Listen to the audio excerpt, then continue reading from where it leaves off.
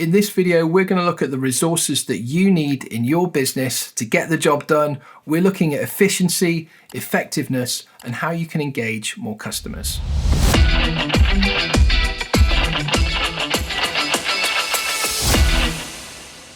To get a handle on resources, I like to break things down into three categories. We have the office, the workshop, and the marketplace.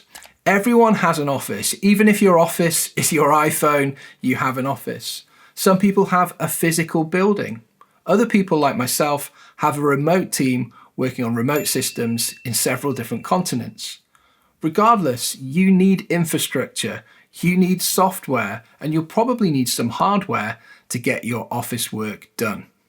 When it comes to the workshop, that's the place where you create your product or your masterpiece or your content. For me, as you can see, I'm in a recording studio. It's a humble setup at the end of my garden, but I have all of the tools that I need in front of me to make records.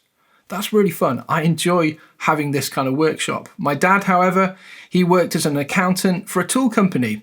So his marketplace was the workshop. That's a little bit confusing, but let's move on. In terms of the marketplace, perhaps you don't go there yourself. Perhaps you have things on the shelves in supermarkets, but it's good to understand how consumers and customers experience your product. Maybe they sign up for your app. Maybe they meet you through the content that you create or through live experiences. I've worked in the music industry for many years. Events are such an important part of the process. You make lifelong customers by doing meet and greets after events. You make lifelong customers by spending quality time with people enjoying your content. Think about all of the resources that are needed in the office, in the workshop, and in the marketplace to get the job done.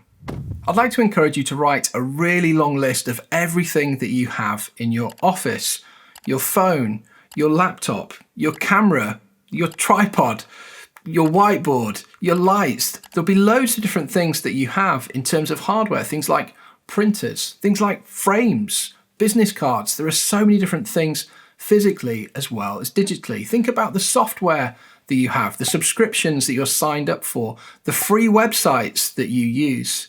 It's really good to make a long list of those resources that you have. In addition to this, think about the processes that you've developed. Do you have any intellectual property that you own? Do you have a resource in terms of an insurance certificate or something like that? All of these things are resources that you require to run your office. When it comes to your workshop, the place where you create content or develop your products, how much floor space do you have? What machinery do you own? What software could you license? What equipment could you hire to help you get the job done quicker? When I started filming training videos, I'd spend a long time faffing around in my room, setting it up, packing it down. So I went to work and came up with some ideas of how I could make it more efficient and effective. I have some shutters that I put over my window. I purchased some lights that help things to look much nicer. What could you do to make things more efficient and more effective? And finally, when it comes to the marketplace, how are existing and potential customers interacting with your content, products, services, experiences, and subscriptions? Do they have to go through a clunky process to purchase a course on your website, or is it one or two clicks and really straightforward? When people come to your events in the real world, are you pointing them to your merch table through compelling visual point of sale? You need to think through all of the resources that you need in the marketplace to achieve more sales and retain more customers. Now you have a really long list of everything that you need in the office, in the workshop, and in the marketplace. I'd like to invite you to put that list into a spreadsheet. Then work out how long each item will last you.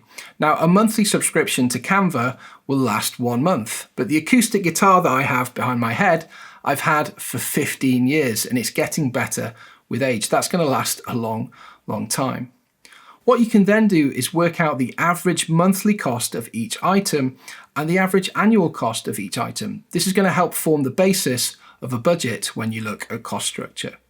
All of these exercises are part of what we do when we look at the jigsaw. If you're not familiar with the jigsaw framework, it's going to help you to slot the puzzle pieces together of your business model.